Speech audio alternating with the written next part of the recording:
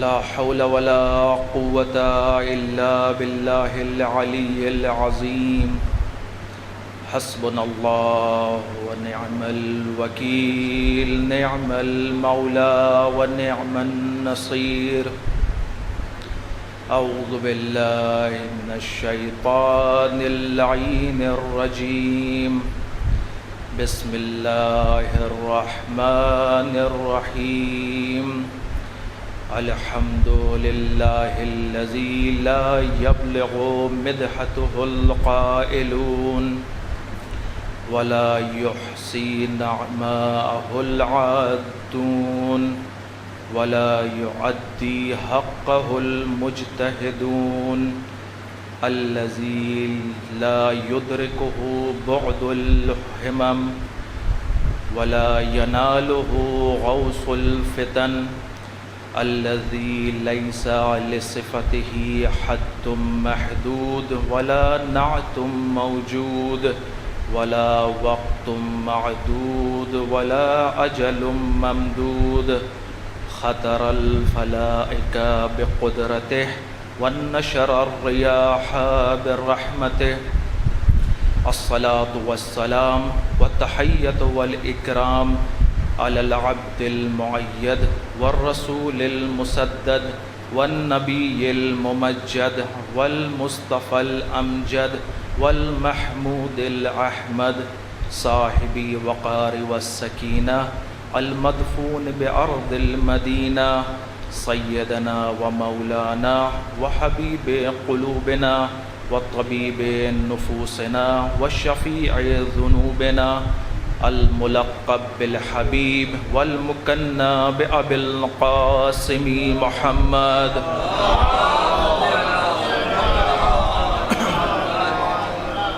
وآله الطيبين الطاهرين المعصومين المظلومين، الذين أذهب الله عنهم الرجس وطهرهم تطهيرا.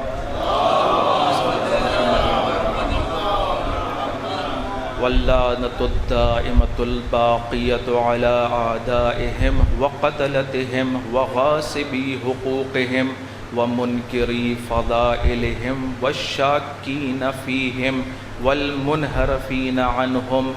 أما بعد، فقد قال رسول الله صلى الله عليه وآله: حسين مني وأنا من الحسين، احب اللہ من احب حسین.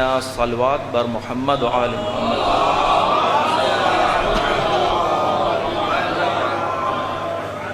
عزیزان محترم، عزاداران سید الشہداء، ماتمداران خاندان عصمت و طہارت، سب سے پہلے آپ سے گزارش ہے کہ ایک بار سورہ فاتحہ اور 3 بار سورہ توحید کی تلاوت فرما کے مولانا حکیم مظاہر حسین رضوی صاحب اور ان کی اہلیہ مرحومہ اور جناب علمدار حسین نقوی صاحب اور ان کی اہلیہ مرحومہ کے لیے ارسال فرما دیجیے. بسم اللہ الرحمن الرحیم. اللہم صلی علی محمد. اللہم صلی بسم اللہ الرحمن الرحیم. ایاک نعبد و ایاک نستعین اهدنا الصراط المستقیم صراط الذین انعمت علیہم غیر المغضوب علیہم ولا الضالین. بسم اللہ الرحمن الرحیم. قل هو الله احد الله الصمد لم يلد ولم يولد ولم يكن له كفوا احد. بسم اللہ الرحمن الرحیم. قل هو الله الصمد لم يلد ولم يولد. بسم اللہ الرحمن الرحیم. لم يلد ولم يولد.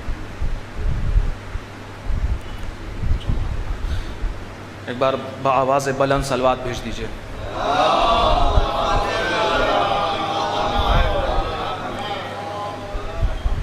یقیناً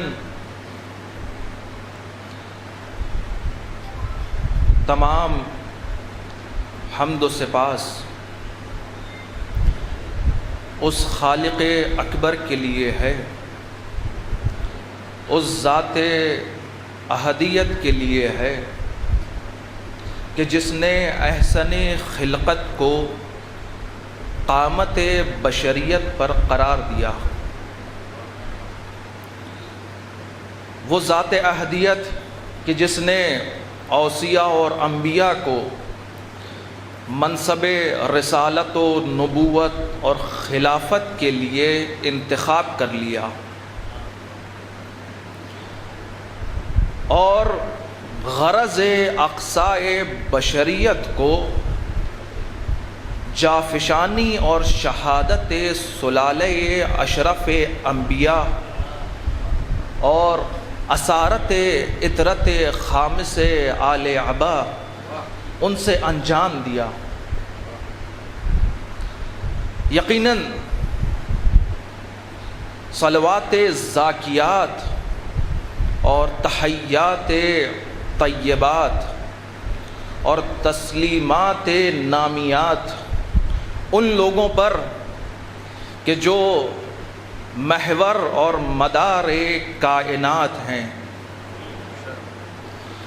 جو نور احدی ہیں، جو سر کمالات سرمدی ہیں، وہ لوگ کہ جن کے لیے اللہ نے اس کائنات کو خلق کیا، وہ لوگ کہ جو ممدوحین پروردگار ہیں، وہ لوگ کہ جو اقمار برج دائرہ امامت ہیں، اور وہ امامت بھی کیسی امامت کہ جو از خاتم اوصیاء نبیین امیر المؤمنین سے خاتم یہ اوصیاء یہ محمدیین بقیت اللہ فی الارضین تک ہے۔ صلوات پڑھیں۔ دیکھیں صلوات جب بھی پڑھیں تو بلند آواز سے پڑھا کیجیے۔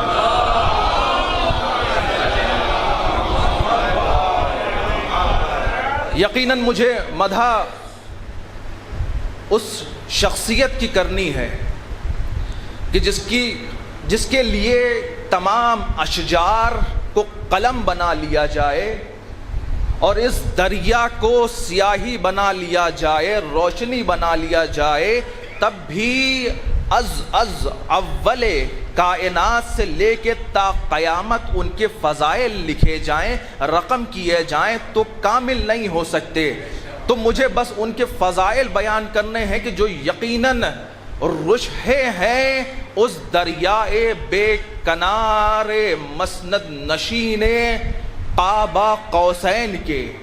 میں ان کے فضائل بیان کرنا چاہتا ہوں کہ جو انسانیت العینیہ ہیں، کہ جو انسان العین ہیں، جو شہ مشرقین ہیں، جو شہ مشرقین ہیں، کہ جن کے لیے رسول دعائیں کریں۔ ہاں میں ان کے فضائل بیان کرنا چاہتا ہوں کہ جن کو رسول نے خود لقب دیا ابا عبداللہ۔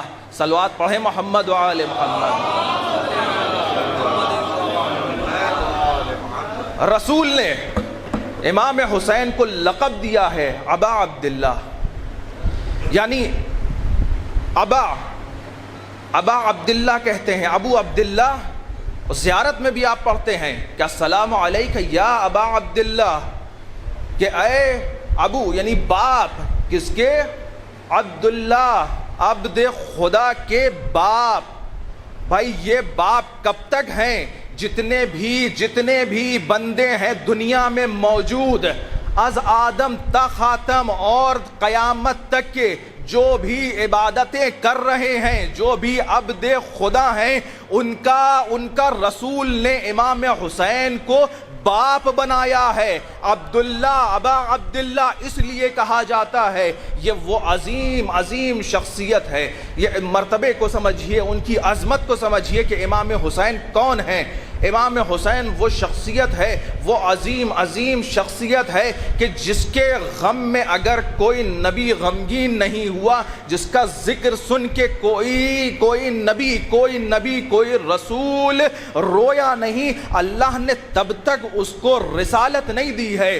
بھائی جتنے بھی انبیاء ہیں، تھوڑا سا توجہ چاہتا ہوں آپ کی، جتنے بھی انبیاء، جتنے بھی اوصیاء، جتنے بھی رسول، سب کے سب ذکر حسین کو کرنا شرف سمجھتے ہیں، کیونکہ ان کی رسالت، ان کی نبوت، ہر چیز ذکر حسین پہ ٹکی ہوئی ہے۔ بھائی ابراہیم جیسا عظیم المرتبت انبیاء جو اولی العزم ہے، جو اولی العزم پیغمبروں میں شمار کیا جاتا ہے، جس کی منزلت یہ ہے کہ تمام نبیین جتنے بھی ہیں نبی، ان سب سے وہ افضل ہے، صرف نبی کریم رسول خدا سے وہ افضل نہیں ہے، باقی ہر ایک سے افضل ہیں۔ اللہ نے ان کو رسالت کے منصب بھی دیا، ان کو نبوت کا منصب بھی دیا، ان کو خلافت کا منصب بھی دیا، اور جب وہ منصب امامت پہ پہنچے اور ان کے لیے کہا کہ انی جاعلک للناس اماما، امام بنایا ہے، تو یقیناً انہی نے فوراً سوال کیا جب منصب امامت پہ آ کے پہنچے ہیں تو انہی نے اللہ سے سوال کیا۔ عجیب ہے کہ انہی نے سوال کیا اور بلکہ یہ خواہش ظاہر کی کہ اے خدا میں شیعہ بننا چاہتا ہوں، توجہ چاہتا ہوں بھائی، اسی لیے آیت آئی ہے کہ انی ابراہیم لشیعتی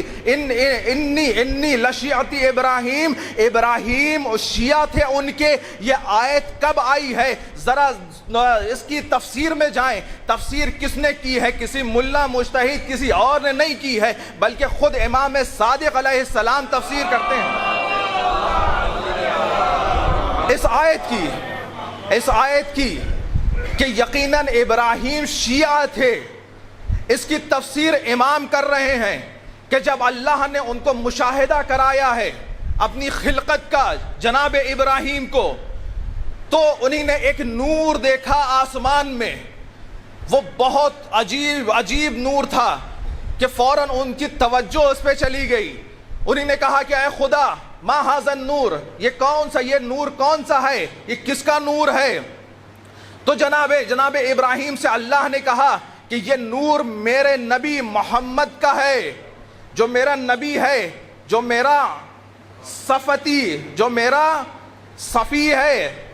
صفوت کہتے ہیں اسے، جیسے آپ شیر کو، دودھ کو گرم کیجئے تو کچھ دیر بعد ٹھنڈا ہو جاتا ہے، اس کے اوپر ایک پرت سی آ جاتی ہے بلائی، اس کو کہتے ہیں صفوت اللہ ہے رسول، یعنی سب سے جو کریم ہوگی، ٹاپ کی لیئر، باقی ہر چیز اس سے نیچے ہے، وہ سب سے اوپر ہے۔ اللہ نے کہا کہ یہ نور میرے نبی کا نور ہے۔ اس کے بعد اس کے بغل میں پہلو میں ایک نور اور دیکھا، توجہ چاہتا ہوں، جناب ابراہیم نے ایک نور اور دیکھا، وہ نور پوچھا کہ یہ کس کا نور ہے؟ تو اللہ نے کہا کہ یہ علی ابن ابی طالب کا نور ہے، کہ جو میرا ناصر ہے، جو میرے دین کا ناصر ہے، اس کا نور ہے۔ پھر 3 نور اور دیکھے انہی نے اسی کے بغل میں، تو پوچھا خدا سے کہ یہ کس کے انوار ہیں؟ تو اللہ نے کہا کہ یہ نور ہے نور فاطمہ، کہ جملہ عجیب روایت میں موجود ہے کہ فاطمت محبہا من النار،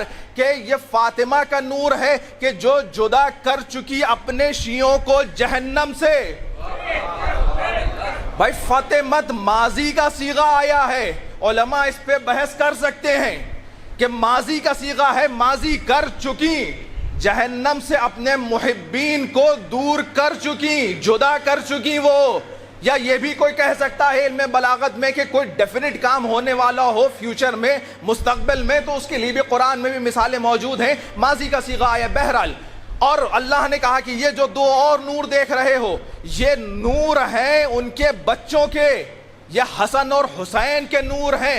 اب اس کے بعد جناب ابراہیم نے، توجہ چاہتا ہوں، جناب ابراہیم نے اس کے بعد کچھ انوار دیکھے، انوار دیکھنے کے بعد وہ اللہ سے کہنے لگے کہ لا یحصی عددہم الا انت، اے میرے خدا میں انوار دیکھ رہا ہوں، بہت سارے نور دیکھ رہا ہوں کہ کوئی بھی ان کو شمار نہیں کر سکتا سوائے تیرے، یہ کس کے انوار ہیں؟ تو اللہ نے جواب دیا کہ اے ابراہیم، یہ جو نور، یہ انوار جو تم دیکھ رہے ہو، ان 5 نوروں کے گرد، ان کے اطراف میں یہ ان کے شیعہ ہیں، اور بلکہ صرف ان کے اس جملہ یہ ہے کہ یہ شیعہ علی ابن ابی طالب ہیں۔ اور جیسے ہی یہ جملہ، جیسے ہی یہ جواب جناب ابراہیم نے سنا تو فوراً دعا کی کہ اللہم انی من شیعت علی ابن ابی طالب، اے میرے خدا مجھ ابراہیم کو جو مقام رسالت پہ بھی ہے، جو مقام نبوت پہ بھی ہے،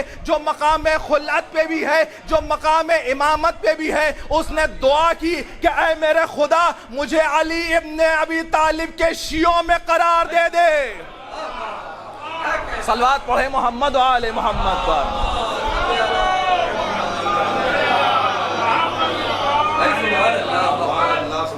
تو یہ آیت نازل ہوئی کہ یقیناً ابراہیم شیعوں میں سے ہیں ان کے۔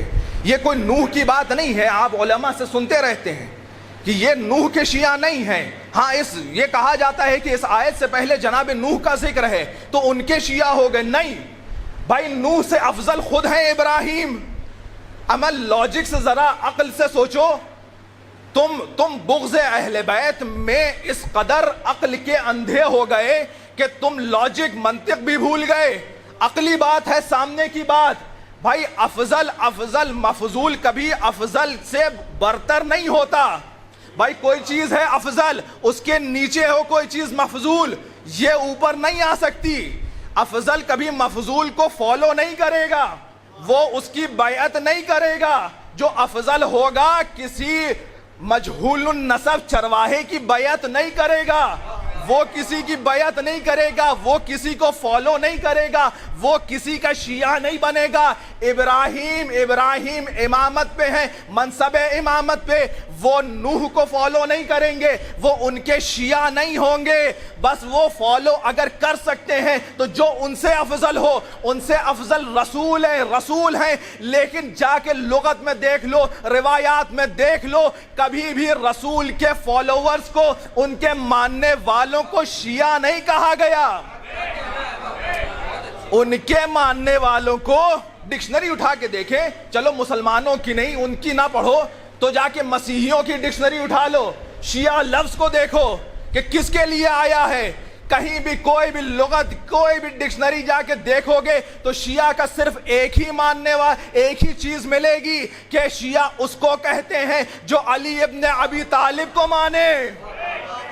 یہ لغوی بات ہو گئی۔ تو ابراہیم لاجیکلی بھی اور روایت پیش کر چکا، حضرت علی کے شیعہ ہیں، ان کے شیعہ۔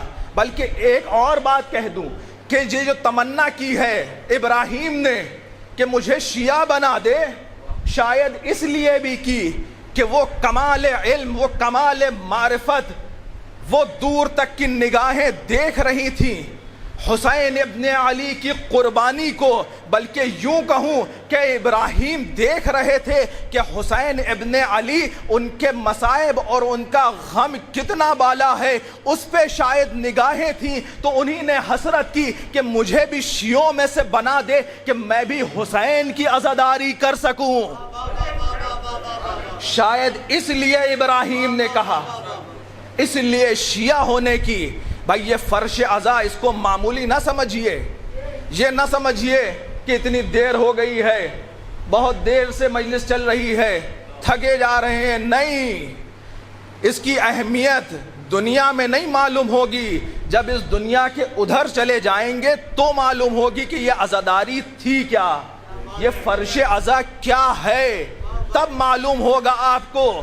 اور روز محشر کو ایک نام سے اور پکارا جاتا ہے، کہا یہ جاتا ہے کہ جب لوگ پہنچیں گے تو یوم الحسرہ، حسرت کا دن ہوگا، وہ لوگ حسرت کریں گے۔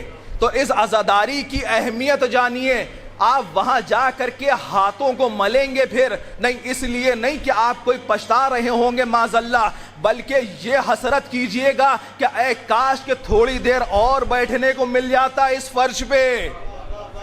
یہ عزاداری اتنی اہم ہے کہ حسرت کیجئے گا وہاں کہ اے کاش کہ تھوڑی دیر اور بیٹھتے۔ یہ کمال ہے، یہ مقام بخشا ہے امام حسین کی عزاداری کو اللہ نے، یہ ان کی منزلت ہے۔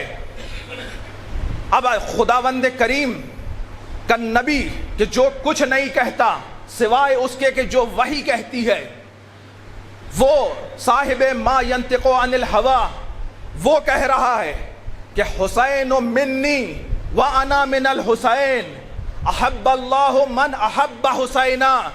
عجیب عجیب نورانی حدیث ہے کہ جس کا آغاز بھی حسین سے ہو رہا ہے اور اختتام بھی حسین سے ہو رہا ہے.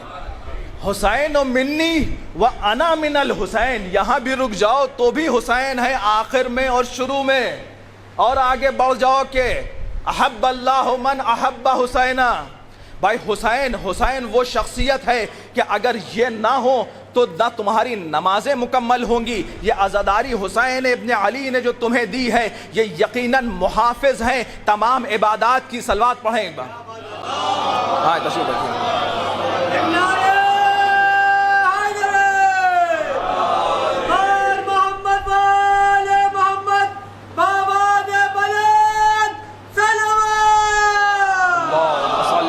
محمد و آل محمد وعجل فرجهم. بھائی اگر اپنی عبادات کو قبول کرنا ہے وہاں قبول ہو جائیں تمہاری عبادات، تمہارے روزے، تمہاری نمازیں، تمہارے حج اگر چاہتے ہو قبول ہو جائیں تو آؤ در حسین پہ آؤ اور ان کو در حسین کے حصار میں کر لو. اس گھر میں آ جاؤ. اس گھر سے باہر جاؤ گے تو نہ تمہاری نمازیں قبول ہیں نہ تمہارے روزے قبول ہیں. میں نے یہ جملہ یوں ہی نہیں کہہ دیا بلکہ میرے امام صادق آل محمد نے فرمایا.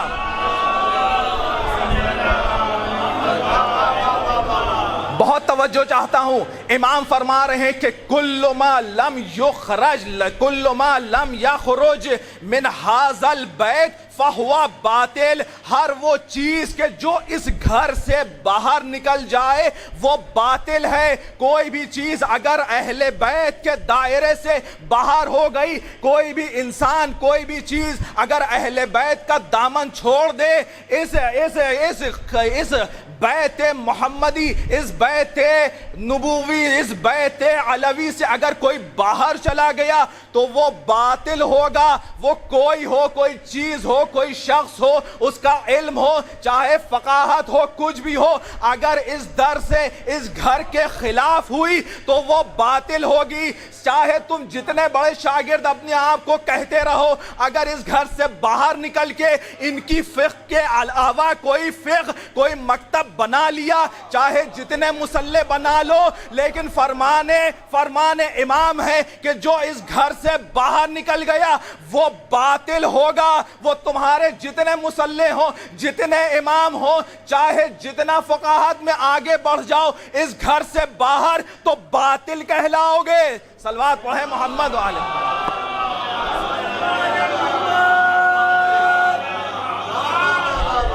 وہ چیز باطل ہو جائے گی. اگر چاہتے ہو کہ باطل نہ ہو اور صراط مستقیم سے بھٹک نہ جاؤ تو آؤ ذرا چراغ ہدایت کو ڈھونڈو. اندھیرے میں بغیر چراغ کے چلو گے، اس صراط مستقیم پہ بغیر چراغ کے چلو گے تو اغوا کرنے کے لیے، کڈنیپ کرنے کے لیے، تمہیں ہائی جیک کرنے کے لیے شیطان بیٹھا ہوا ہے. کہیں ایسا نہ ہو کہ اندھیرے میں صراط پہ تو آؤ اور پکڈنڈیوں میں گھس جاؤ. کہیں یہ حال نہ ہو جائے تمہارا کہ گمراہی میں نہ چلے جانا. تو چراغ کی ضرورت ہے. اسی لیے رسول نے فرما دیا کہ ان الحسین مصباح الہدی وسفینۃ النجاہ، کہ یقیناً حسین چراغ ہدایت ہے اور کشتی نجات ہے. اے شیعوں سنیے، یہ فضیلت امام حسین کی سنیے.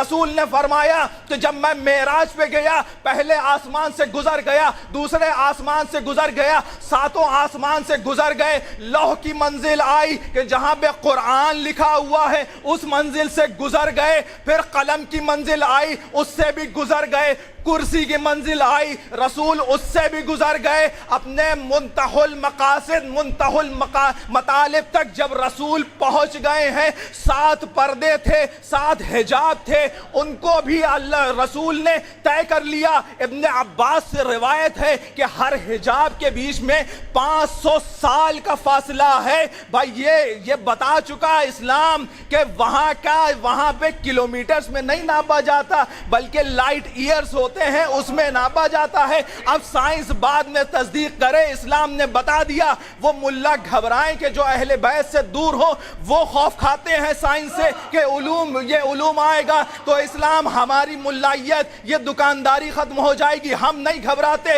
ابن عباس نے بتایا کہ 7 حجاب تھے، ان کے بیچ میں 500 سال کا فاصلہ تھا۔ رسول نے معراج میں ایک ہی بار میں ان کو طے کیا، اور جب آخری حجاب پہ پہنچے ہیں کہ بس رسول ادھر ہیں اور ادھر اللہ ہے، اس حجاب پہ جب پہنچے ہیں تو رسول نے کہا کہ میں نے وہاں لکھا ہوا دیکھا، ان الحسین مصباح الہدی و سفینۃ النجاہ۔ اب جملہ سنیے بھائی، قرآن کہاں پہ محفوظ ہے؟ لوح پہ محفوظ ہے۔ قرآن ہے لوح پہ محفوظ، قرآن ہے لوح پہ محفوظ، اور محافظ قرآن وہ آخری منزل پہ محفوظ ہے، اس آخری حجاب پہ محفوظ ہے۔ اب یہ نہ کہنا، یہ مقابلہ نہ کرنا، یہ کمپیریزن نہ کرنا کہ قرآن افضل یا اہل بیت۔ بھائی قرآن سے لوح تک محفوظ ہے، اور ذکر حسین کی اہمیت سمجھو کہ فضائل حسین آخری درجے پہ لکھا ہوا ہے۔ صلوات پڑھیں۔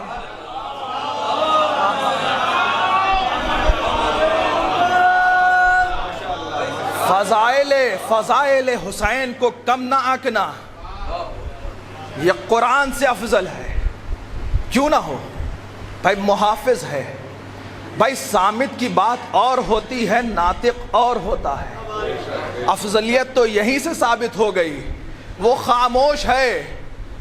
قوانین تو لکھے ہوئے ہیں، احکام تو لکھے ہوئے ہیں، قانون لکھا ہوا ہے، تم رکھے رہو گھر میں اور دیکھتے بھی ہیں، سب کچھ حرام و حلال لکھا ہوا ہے، اور پھر بھی گھر میں رکھ کے قرآن کو پاسداری نہیں کرتے، اور قرآن کچھ کہہ بھی نہیں پاتا، صامت ہے۔ کیا بولے؟ ناطق وہ ہوگا کہ جب اس کے سامنے کوئی کام غلط کیا جائے تو فوراً ٹوک دے۔ اسی لیے یہی تو ڈر تھا مسلمانوں کو کہ جب رسول جانے لگے ہیں اور رسول نے یہ کہا کہ میں تمہارے بیچ میں 2 گراں قدر چیزیں چھوڑے جا رہا ہوں، یہ مشرکانہ سوچ، بھائی یہی تو ایام جاہلیت میں بھی کر رہے تھے۔ اس صامت چیز کو لے لیتے تھے، اسے پوچھتے تھے، بتوں کو پوچھتے تھے، ان کو خدا بنا لیا تھا اپنا۔ کیونکہ وہ صامت تھا، وہ بول نہیں سکتے تھے، بت کو کچھ کرو، ان کے سامنے جو دل چاہے وہ کرو، یہ کچھ بولیں گے نہیں۔ اور اگر ناطق خدا کو مان لیا، بولتے ہوئے خدا کو مان لیا، تو اس کے سامنے کچھ کر نہیں پائیں گے۔ اسی لیے یہ مشرکانہ سوچ تھی، مشرکوں کی سوچ جو آخر تک رہی۔ جب رسول نے کہا کہ لاؤ میں تمہارے لیے کچھ وصیت کر دوں، تو فوراً وہ مشرکانہ سوچ بولی، حسبنا کتاب اللہ، ہمارے لیے کتاب کافی۔ کیوں بولے؟ اسی لیے مشرکانہ سوچ بول رہی تھی نا، بتوں کو پوچھتے آ رہے تھے، پرانے مشرک تھے، اسی لیے صامت چیز کو لے لو، ناطق کو نہیں لیں گے، افضل ہے۔ ذکر حسین آخر، وہ حجاب آخر وہاں لکھا ہوا ہے۔ یہ چراغ اگر نہیں تو ہدایت نہیں پا سکتے تم کبھی۔ رسول نے فرمایا کہ حسین منی وَأَنَا مِنَ الْحُسَيْنِ احب اللہ من احب حسینہ۔ بھائی یہ روایت اتنی عجیب ہے اور اس میں کوئی اختلاف بھی نہیں، جتنی اور روایتیں ہوں شاید اس میں اختلاف ہو جائے، لیکن شیعہ اور سنی کے بیچ میں اس روایت کو لے کے کوئی اختلاف نہیں۔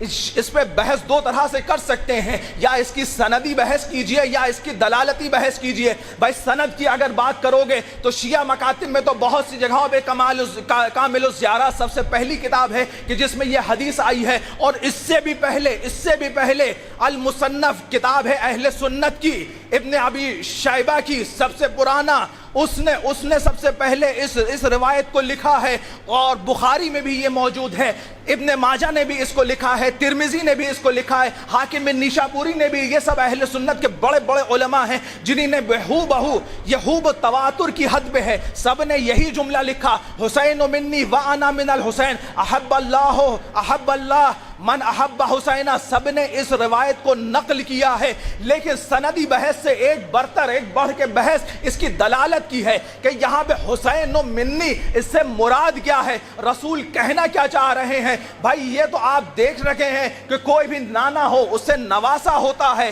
کوئی نانا ہو اسی سے نواسا ہوگا، بھائی اس کی بیٹی ہوگی اس کے بعد اس کا نواسا ہوگا۔ لیکن عجیب عجیب جملہ آ گیا جس میں بحث پھنسی ہوئی ہے عالم اسلام میں کہ وَأَنَا مِنَ الْحُسَيْن، اور میں حسین سے ہوں۔ یہاں پہ فکریں الجھ کے رہ گئی ہیں، اس حدیث کا فہم بہت مشکل ہے۔ یہاں آ کے علماء دانشمندان اسلام ٹھہر گئے کہ یہ کیا کہنا چاہ رہے ہیں رسول۔ بھائی حسین و منی کچھ دیر کے لیے سے بات کر لوں، اس میں تین کلمات ہیں، ایک حسین و منی، دوسرا جملہ وَأَنَا مِنَ الْحُسَيْن، تیسرا احب اللہ من احب حسینہ۔ حسین و منی کو سمجھتے ہیں، حسین و منی، حسین مجھ سے ہے۔ ہاں بات تو سمجھ میں آ گئی کہ حسین مجھ سے ہے، کہ اپنے نانا سے حسین ہیں، لیکن اس سے برتر بات یہ ہے کہ یہ منی یا یہ ضمیر یہ کیا چیز ہے۔ میں کہوں کہ میرا بدن، میرا ہاتھ، میری آنکھ، میرا تن، یہ میرا چہرہ، یہ سب مضاف الیہ، یہ ایک ایک کر کے اگر آپ سوچیں گے تو نہیں، یہ صرف تنہا یہ نہیں ہے، بلکہ مضاف الیہ ہر چیز جس کی طرف جائے اسناد کیا جائے وہ کہلاتی ہے۔ تو محمد کون ہے، رسول کون ہے؟ کیا صرف اس بدن کا، اس ہاتھ کا، اس چہرے، یہ آنکھ، ان سب چیزوں کا نام ہے محمد؟ نہیں، بلکہ محمد اس کا نام ہے کہ جس کو اللہ نے سب سے پہلی مخلوق قرار دیا ہے، وہ ہے۔ نہیں صرف محمد اگر یہ کہیں کہ حسین مجھ سے ہے تو یہ صرف بدن کی بات نہیں ہو رہی ہے، یہ جسمانی رابطہ نہیں ہے، یہ صرف جسم کی بات نہیں ہو رہی ہے، بلکہ اس سے اوپر کی منزل ہے۔ بھائی مان تو لو کہ حسین محمد سے ہیں، حسین اپنے نانا سے ہیں، حسین رسول سے ہیں، لیکن اب اس سے اوپر کی بات یہ ہے کہ خود رسول کس سے ہیں۔ توجہ چاہتا ہوں، بہت باریک مرحلے فکر ہے کہ خود رسول کس سے ہیں۔ بھائی رسول کوئی بھی ہو، روایتیں اٹھا کے دیکھ لو، شیعہ سنی سب نے یہی لکھا کہ اللہ نے اپنے نور سے رسول کو خلق کیا، اور رسول کہہ رہے ہیں کہ حسین و منی، یعنی حسین نہ صرف تنہا رسول سے ہے بلکہ اللہ کے نور سے ہے۔ کیوں؟ حقیقت محمد صرف یہ بدن نہیں ہے، محمد صرف بشر نہیں ہے، رسول صرف بشر نہیں ہے، بلکہ نور بھی ہے، یہ نور کا مقام ہے۔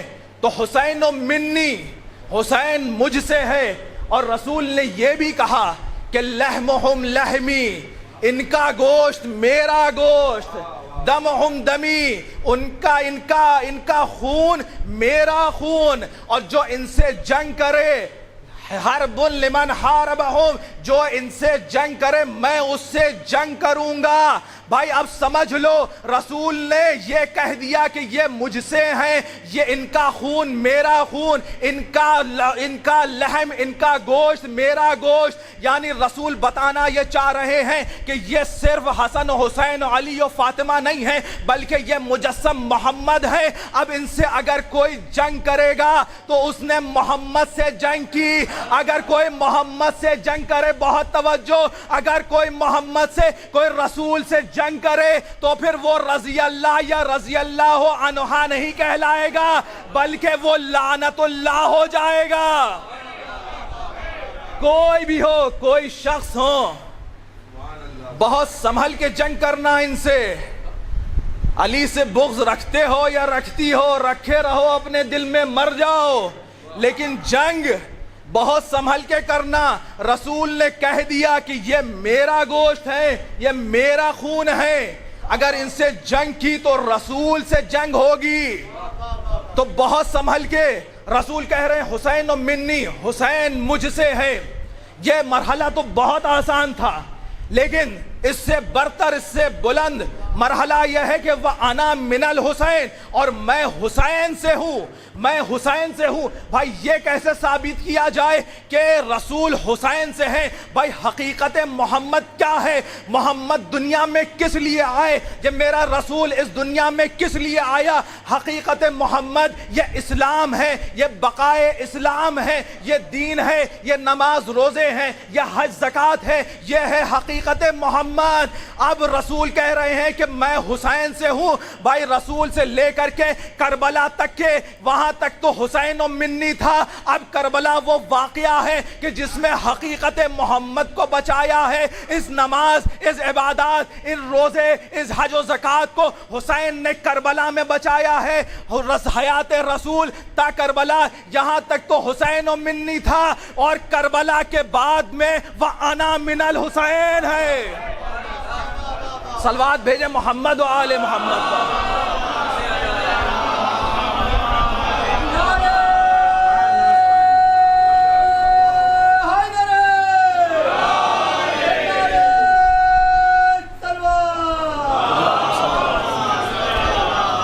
بھائی ہو سکتا ہے کوئی کہہ دے یہ تو خطابانہ باتیں ہیں، خطابت کی باتیں ہیں، آپ نے کہہ دیا، اور یہ ذہن میں اٹھ بھی سکتی ہے بات کہ جب آپ یہ کہہ رہے ہیں کہ حسین و منی جسمانی ارتباط کنیکشن بتا رہے ہیں، تو وَأَنَا مِنَ الْحُسَيْن اس کو کیوں نہیں رکھ رہے؟ بات اگر ایک جگہ جسمانی ہے تو دوسری جگہ بھی جسمانی کیجئے۔ بہت اہم بات کہ رسول حسین سے کیسے ہیں؟ بھائی اس کو توجہ چاہتا ہوں، شاید کوئی نئی بات ہو۔ بھائی حسین رسول سے ہیں یہ تو سمجھ میں آ گئی، لیکن رسول حسین سے کیسے ہیں یہ سمجھنا ہے۔ بھائی آ کے قرآن میں دیکھیں کہ قرآن نے کیا کہا، فدیہ نہ ہو بالذبح العظیم، کہ ہم نے فدیہ کر دیا اسماعیل کو کس چیز سے؟ ذبح عظیم سے۔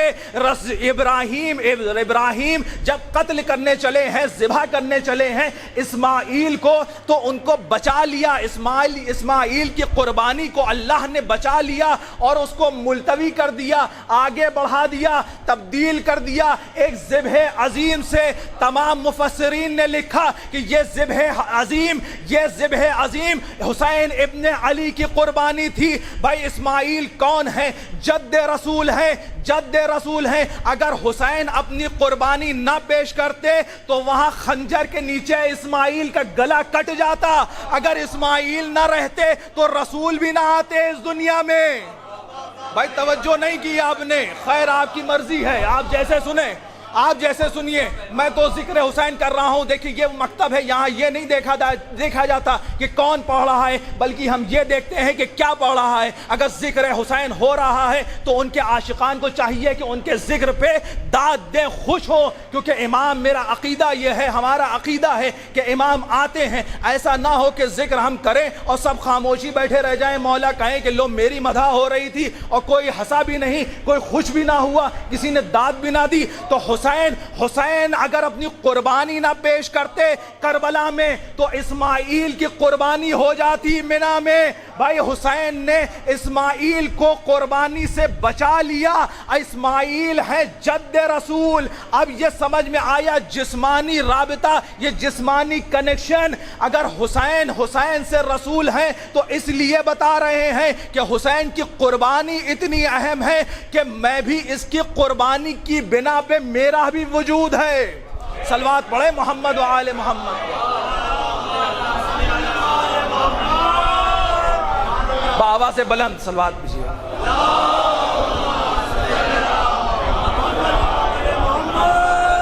بات یا علی سلام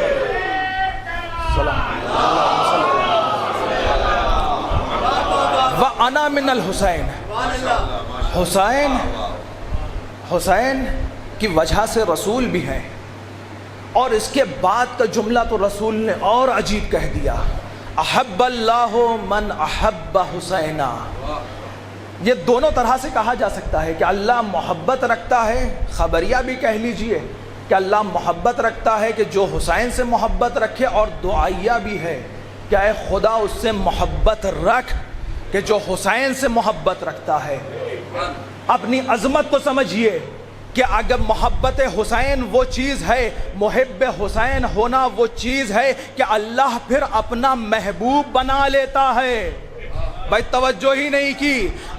بھائی محبت کے مقام پر صرف اللہ نے ایک کو فائز کیا ہے۔ بھائی محبت اللہ نے صرف ایک سے کی ہے، جس کے لیے کہا کہ اے رسول اگر آپ نہ ہوتے تو میں کچھ نہ خلق کرتا، آپ کی محبت میں فَأَحْبَبْتُ أُعْرِفْ، اللہ محبت کرتا تھا، اپنے آپ کو پہچنوائے، وہ چاہتا تھا، اس کو محبت تھی کہ پہچنوایا جائے، چاہتا تھا کہ مجھے پہچانے، تو رسول کو خلق کیا، اسی لیے ان کو منزل دلبری پہ رکھا ہے، حبیب بنایا انہیں۔ اب رسول یہ کہہ رہے ہیں کہ اے خدا اس سے محبت کر کہ جو حسین سے محبت کرتا ہے، تو اپنے مقام اور منزلت کو سمجھو عزاداروں، تم حسین کے محب ہو، جب روز محشر پہنچو گے تو رسول جہاں کھڑے ہوں گے وہیں پہ تمہیں بھی کھڑا کیا جائے گا،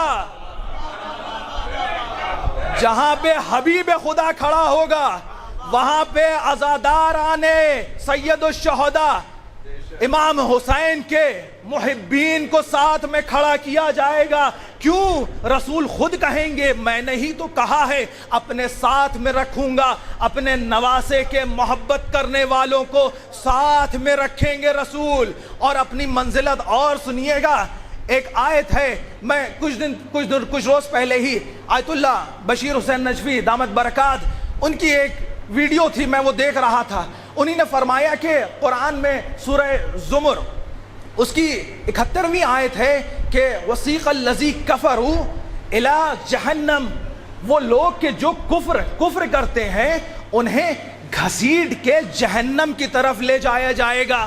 بھائی بات تو سمجھ میں آ رہی ہے نا کہ کسی کو شوق تو نہیں کہ جہنم میں چلا جائے، توجہ چاہتا ہوں، کسی کو شوق نہیں کہ جہنم میں چلا جائے۔ جو کفر کریں گے، جو کافرین ہوں گے، وہ جہنم میں گھسیٹ کے لے جائے جائیں گے۔ اور اسی کے بعد آیت ہے 73 نمبر 73 نمبر کی آیت وَسِيقَ الَّذِينَ اتَّقُوا رَبَّهُمْ إِلَى الْجَنَّةِ، یعنی کہ وہ لوگ جو روز محشر کھڑے ہوں گے اور جنت و جہنم کی تقسیم کر دی جائے گی، جو کفر کریں گے، کافرین ہوں گے، انہیں گھسیٹ کے جہنم کی طرف لے جایا جائے گا، اور جن کو جہنم میں اہل بہشت ہوں گے ان کو فرشتے آئیں گے اور گھسیٹ کے جنت کی طرف لے جائیں گے۔ اللہ اکبر۔ بھائی یہ بات تو سمجھ میں آ گئی کہ جو کفار ہیں ان کو تو گھسیٹ کے جہنم میں لے جایا جائے گا کہ وہ جانا نہیں چاہ رہے ہوں گے، لیکن یہ آیت کیا کہہ رہی ہے؟ سیقہ، وسیقہ یعنی گھسیٹنا، کشاندن کے معنی میں ہے، گھسیٹ کے لے جایا جائے گا۔ جو اہل بہشت ہیں، بھائی ہر انسان یہاں پہ ہر انسان بیٹھا ہوا وہ جنت میں جانا چاہتا ہے، لیکن آیت یہ کہہ رہی ہے کہ اہل بہشت کو جنت میں گھسیٹ کے لے جایا جائے گا۔ وجہ کیا ہے؟ انہی نے کہا کہ میں نے بہت تلاش کیا، تفاسیر کو کھنگال ڈالا، لیکن کوئی بات جو دل کو جا کے لگے وہ ایسی نہیں ملی، کوئی روایت نہیں ملی۔ لیکن ایک بار مطالعہ کر رہا تھا تو بہار الانوار میں ایک روایت ملی کہ جس میں امام صادق علیہ السلام نے فرمایا، بہت توجہ چاہتا ہوں، اہل بہشت کو بہشت میں گھسیٹ کے لے جایا جائے گا۔ یہ بات نہیں سمجھ میں آئی؟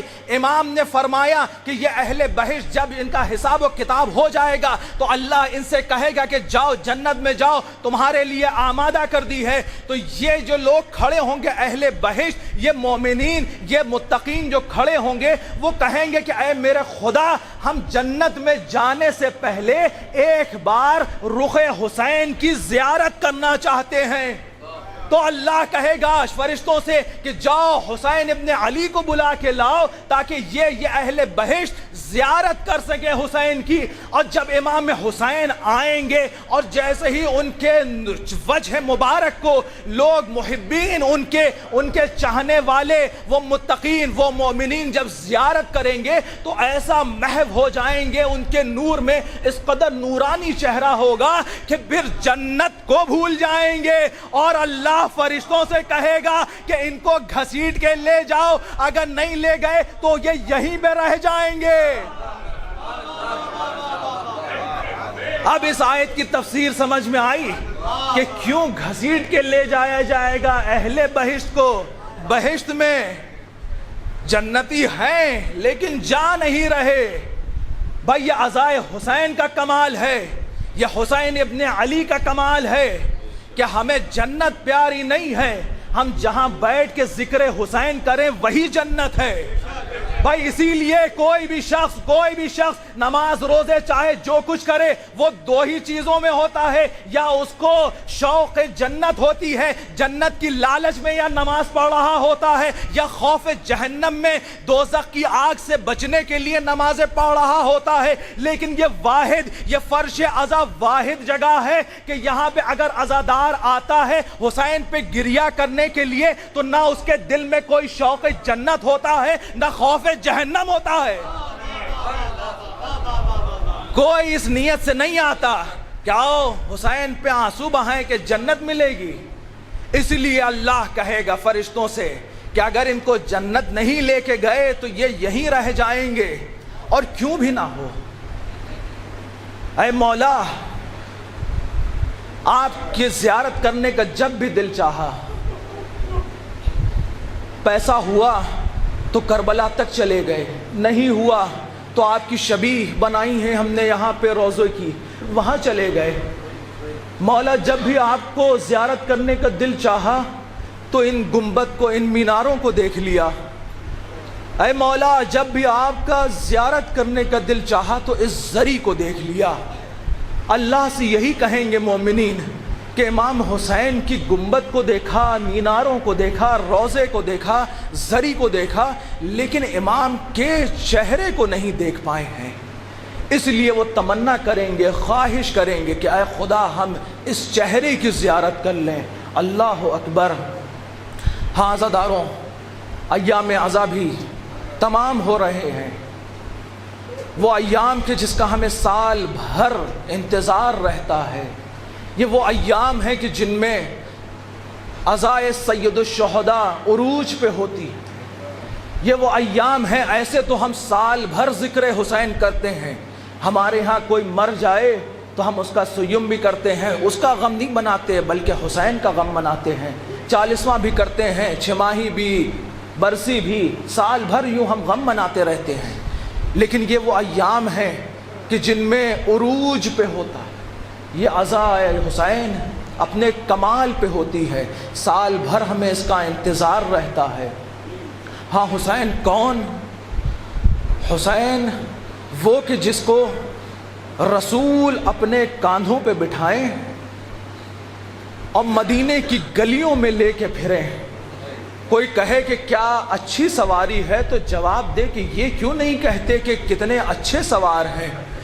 ہاں رسول کا یہ کہنا دراصل وہ کہنا یہ چاہتے ہیں کہ دیکھو میں نے جسے اپنے کاندھوں پہ سوار کیا ہے اس کو زمین پہ نہ گرا دینا. اللہ اکبر, اللہ اکبر.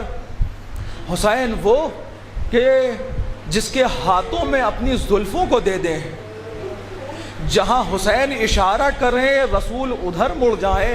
ہاں عزاداروں, حسین ابن علی اکثر جانتے ہیں جب بھی وہ نکلتے تھے اتنے خوبصورت تھا میرا مولا, اتنا خوبصورت تھا کہ جب بھی وہ نکلتا تھا اگر چھوٹے بچے پاس میں کہیں کھیل رہے ہوتے تھے تو فوراً آ کر کے ان سے لپٹ جاتے تھے, میرے مولا کے قدموں میں لپٹ جاتے تھے. میرے مولا, بھائی کوئی بڑا ہو تو اس کی قامت بھی بڑی ہوتی ہے, بچے تو بہت چھوٹے چھوٹے ہوتے ہیں نا, جو بڑا ہو تو بڑے قدم بڑھاتا ہے. اور جیسے مولا قدم بڑھاتے تھے کوئی بچہ اگر گرنے لگتا تھا تو اس کو فوراً سنبھال لیتے تھے. یعنی میرا حسین, میرا امام اتنا کریم تھا کہ اس کو برداشت نہیں کہ کوئی بچہ بھی گر جائے. لیکن ہاں میں کہوں گا, ہاں وہ سکینہ, وہ حسین کی لاڈلی سر حسین نوکے نیزہ سے دیکھ رہا تھا اور سکینہ کو پشت ناقہ سے زمین پہ گرایا گیا. ہاں عزادارو گریہ کرو کہ یہ حسین کا غم ہے, نہ جانے کب نصیب ہو، نہ جانے یہ اس جسم میں جان رہے، نہ جانے کہ اگلے برس ہم آ سکیں، اس فرش عذاب میں آ سکے۔ ہاں حسین کسی نے چوتھے امام سے پوچھ لیا کہ اے امام، آپ کے بابا پہ سب سے بڑے مصائب کون سے گزرے ہیں، سب سے بڑے مصائب کون سے گزرے؟ تو امام نے کہا کہ میرے بابا پہ دو مصائب سب سے بڑے ہیں۔ ایک پہلا مصائب یہ کہ جب بچے کہتے تھے العطش العطش قد قتلونی، کہ ہاں پیاس، ہائے پیاس ہمیں مارے ڈال رہی ہے، تو میرا بابا زاروں قطار رونے لگتا تھا۔ میرا بابا کہ یہ بہت بڑا مصائب ہے۔ ہاں ایک مصائب اور کہ جب بھی حسین اپنے بہنوں کی طرف دیکھتے تھے تو وہ منظر آ جاتا تھا سامنے، ہاں زینب کی بے ردا ہونے کا منظر، ہاں کلثوم کے بے ردا ہونے کا منظر، ہاں میرا بابا بہت روتا تھا۔ ہاں رویہ آزادارو، ہاں چوتھا امام آپ کا، یہ کون ہے آپ کا امام؟ وہ وہی جاتا تھا۔ میرا یقین ہے کہ میرا مولا اس مجلس میں آیا ہوا ہے، مولا کا دستور یہ تھا کہ وہ صرف وہی جاتے تھے کہ جہاں پہ ذکر حسین، مصائب حسین بیان ہوتے تھے۔ کہ مرنے سے تو کمر ٹوٹ گئی، ہاں میرے مرنے سے تو آنکھوں کی روشنی جا چکی، کیسے آئے گا میرا بابا؟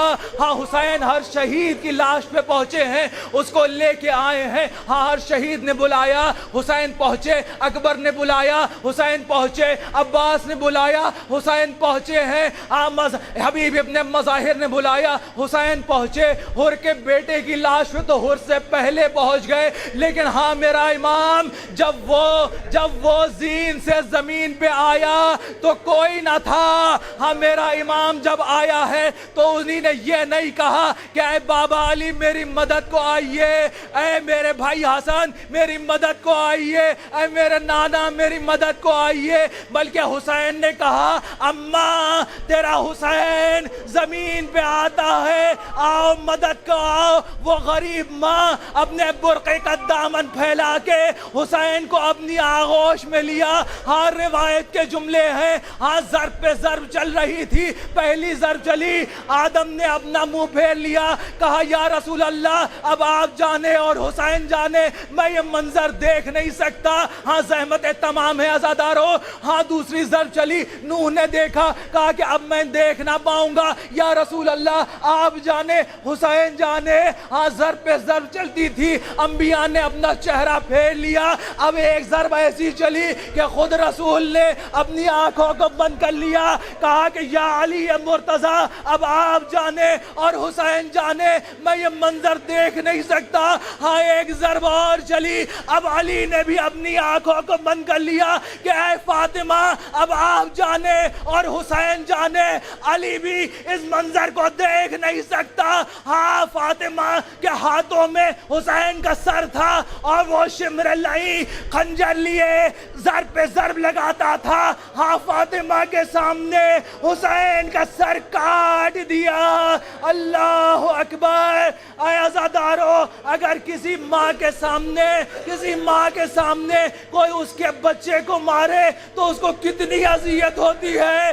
سوچو وہ فاطمہ، وہ کون کہ جو لختے جگر رسول تھی، وہ کون کہ جو انسیاء ہو رہا ہے، کہ وہ کون جو سیدہ نساء العالمین ہے، ارے اس کے سامنے اس کا بچہ قتل کیا جا رہا تھا، ذبح کیا جا رہا تھا۔ حسین کہتے تھے ہر ضرب پہ اے اماں حسین تیرا پیارا، تیرا بچہ مارا جا رہا ہے۔ سیدہ بھی دعائی دیتی تھی اے خدا میں نے اسے چکیا پیس کے پالا، انا للہ و انا الیہ راجعون۔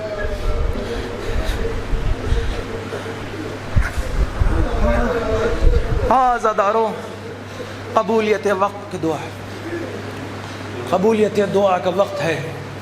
ہاتھوں کو بلند کر لیجئے۔ ایک روایت یاد آ گئی تو کہیے پڑھ دوں۔ روز محشر جب سیدہ کو بلایا جائے گا تو ایک منادی صدا دے گا کہ یا اہل المحشر خذوا ابصارکم، اپنی نگاہوں کو جھکا لو، سیدہ آ رہی ہے۔ کسی نے سوال کر لیا امام سے کہ اے مولا کہ کیا بی بی تو حجاب میں آئیں گی نا، پھر یہ صدا کیوں دی جائے گی کہ اپنی آنکھوں کو جھکا لو؟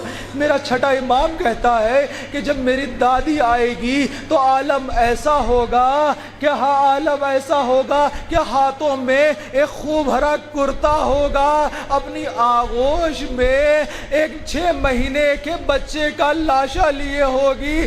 میری دادی اور سیدہ اللہ سے کہیں گی کہ اے خدا، ہاتھوں کو بلند کر لیجئے، اپنے دعا مانگیے، یقیناً قبول ہوگی۔ بی بی کی خواہش جانتے ہیں کیا ہوگی؟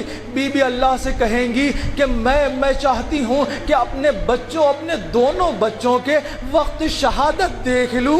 ایک پردہ لایا جائے گا اور اس پہ شہادت امام حسن اور امام حسین کو دکھایا جائے گا۔ وہ منظر عجیب منظر ہوگا۔ شہادت حسین میں وہ خون بھری الٹیاں، وہ کلیجہ تشت میں نظر آئے گا، اور شہادت حسن میں یہ کلیجہ خوب بھرا نظر آئے گا۔ شہادت حسین میں وہ شمر کا خنجر چلانا نظر آئے گا۔ ہاں زدارو، ہاتھوں کو بلند کر لیں، دعا کا وقت ہے کہ اے خداوند کریم، ہماری اس عبادت کو قبول فرما، ہمارے ان آنسوؤں کو رمال زہرا میں جگہ عنایت فرما، اور ہر دعا سے بڑھ کے دعا کہ منتقم خون حسین امام زمانہ کے ظہور میں تعجیل فرما۔ وآخر دعوانا ان الحمدللہ۔ ماتم حسین۔